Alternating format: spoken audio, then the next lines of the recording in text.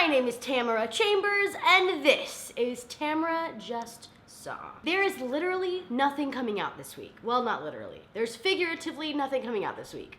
What? I wasn't even gonna do an episode because nothing coming out.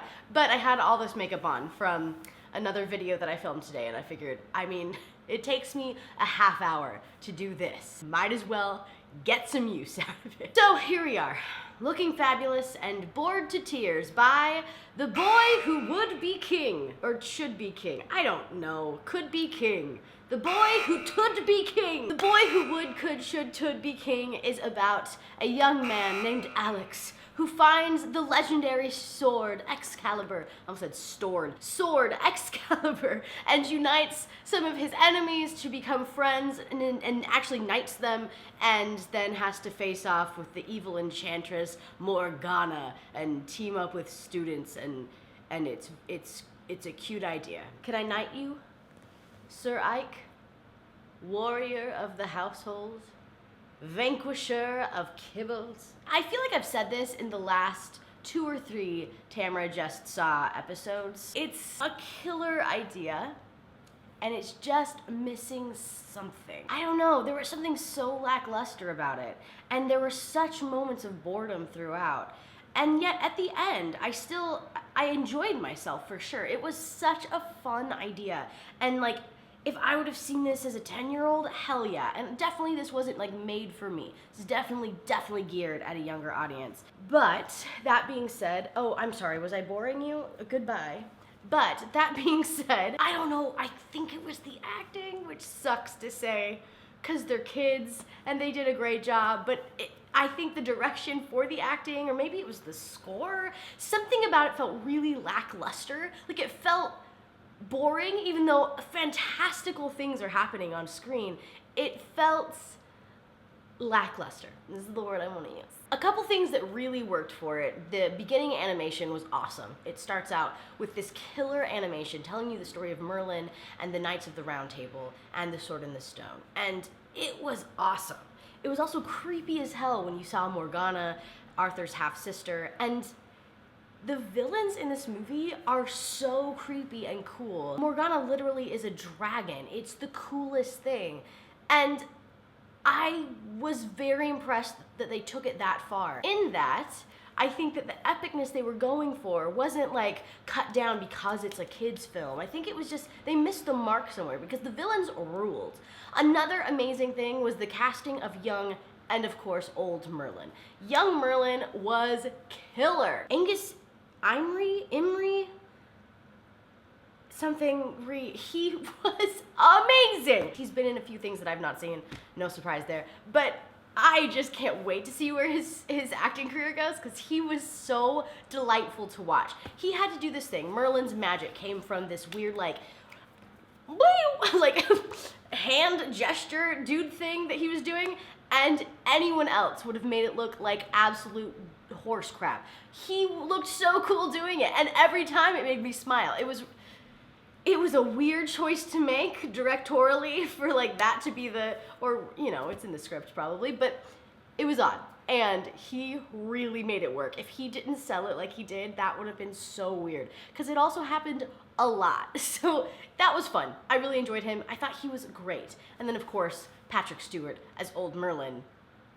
It's gonna be amazing. He was a delight, and they played each other really, really well. It seems like they were the young and old version of each other, and it switches out between the movie, and I just had a blast with Merlin. Not the first time I said that, and it won't be the last. What I really learned from this is that Patrick Stewart can save pretty much any movie.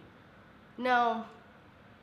Well, yeah. There's some really clever things that they use telling the story with a modern twist.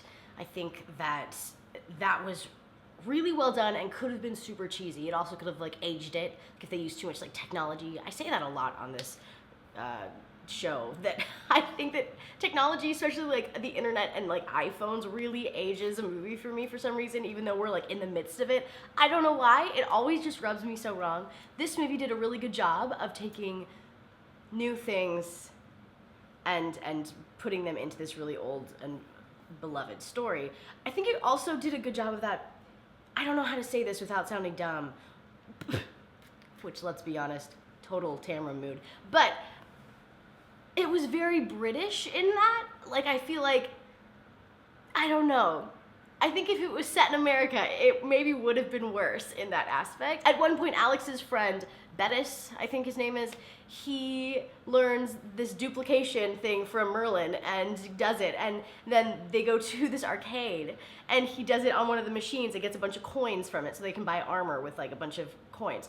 And it was really clever and it was super fun and lighthearted, and it was just new enough. Like, the arcade was just new enough. The biggest battle at the end happens during a solar eclipse, and they all have the little glasses on and all this armor, and it's really cute. So they do some really clever things. There's a couple really cool scenes where the CGI looks really good.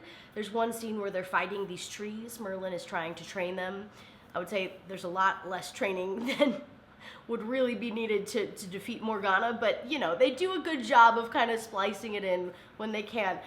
And so they're fighting these trees. The trees look awesome. It's really clever. The trees are kind of helping them out. It's really cool. Again, the villains are awesome. They're super creepy. There's these guys riding horses and they're bony and they're like decaying and they're on fire, and it's super cool. It's also cool that the level to defeat them isn't too hard. Like, they're just a bunch of bones, so if you basically hit them, they fall, which is kind of fun. It's kind of video gamey. I'm also playing Skyrim right now on Switch. I just got for Christmas, and so dragons are fresh on my mind, and that Morgana turns into a dragon is pretty sick. Is it a dragon? Is it a dragon or a weavern? A weavern. Dragons have 4 legs, while weaverns only have 2. Oh, it was a weavern, or however you say it. I actually don't know that she was either of these things. She claimed to be a dragon, but she looked more like a flying snake, which, again, scary. It's a flying danger noodle. And then there were also some not so great portions of the movie, and I really think it just comes down to my word of the day: lackluster. The bullies are effective and they're cute and pretty overall bland. But overall, just the acting in general, other than Mini Merlin and not Mini Merlin, it's pretty lackluster, and I think that might be a direction thing. Again, I keep coming back to score too. When there was really epic moments, you just felt kind of like, okay, I don't feel any stakes right now. Like, the very final fight is really cool and super well choreographed, and it looked great, but there was nothing like telling me that I should feel something, and it has to be the music now that I'm thinking back on it, because it left no lasting impact on me. The friend, Bettis, again, I forget his name, I think it's Bettis, he says everything like a sad prince. Everything is so, like, I imagine they must have directed him to do this. Because a lot of times he's like, oh, I'm the Samwise to your Frodo Baggins. It's like, okay, well then that's what he's playing up, obviously. Okay, I get it, I see. But you still sound like a sad little prince. What if? Oh, never mind. I know, it's just an act. I'm not really crying. Thanks, bud. He's worried. Don't laugh at me. Actor. I know, it's unbelievable. All of the attempts at comedy were crazy bad, and I realized that I just said that after I just did that whole thing. Don't laugh at me. But they were bad. With the characters, I realized what they're trying to make them approachable. They're trying to make them anyone. Like when they make characters like Bella Swan, and you're like, do you have any qualities at all? Do you identify with anything in that vanilla mind of yours at all? And it's because the author wanted people to put themselves into the character, and it's kind of the same thing here. They wanted Alex to be this every guy who could anyone could put themselves into this character, but it didn't carry the story, I don't think. Overall, I had a really good time with the imagination of this movie, and while it's missing some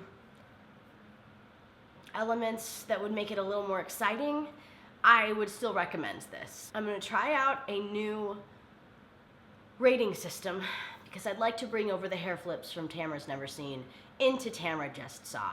So out of 10, I would give this 6 hair flips. 1, 2, 3, 4, 5, probably should have done my hair differently for the grand reveal of the hair flips in Tamara Just Saw. But anyways, we'll tackle it next week. Thank you so much for watching, and as the movie said, a land is only as good as its leaders. Bye!